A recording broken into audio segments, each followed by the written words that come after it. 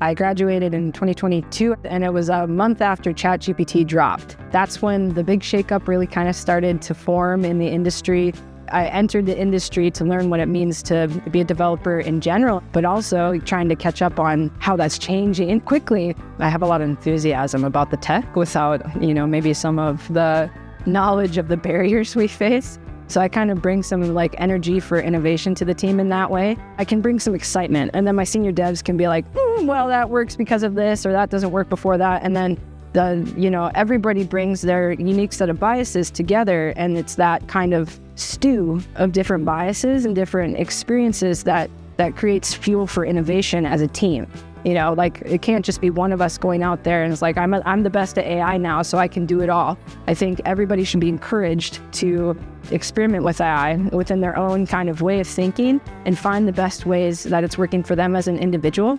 Then you have everybody as a team coming together with 3 different approaches, and you get more complexity out of, the questions you're asking, and the solutions kind of have more checks and balances with different biases involved. We've moved from, in the beginning, it was just let AI kind of autofill your code for you as you're typing. And it's moved away from that within the last year to you're talking to AI as a coding partner to figure out what you want to do and how you want to do it. The big buzzword is spectrum development, where you spend most of your time talking with the AI about the overall concept, the constraints, and the reasons why you want to choose this over this, and then set the AI into motion to produce the code that will do everything you just said.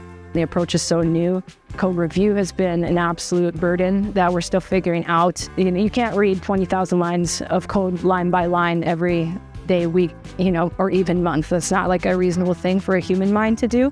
So it's pieces like that aren't fully figured out in the workflow that are still barriers to what we're trying to figure out how to do with AI, but it's proving to be really powerful. It's a whole new skill set. Memorizing syntax is not important anymore in the same way that it used to be. Really, the new skills are systems level thinking. Can developers think through some of the business acumen pieces and some of the user-facing concepts, as well as the development pieces? And the same thing with the product person. Can they also do some reasoning about the architecture, and can we find a way to bring all of our team members just a little bit closer together and get some more cross functionality in place? Because really, communication is the blocker now.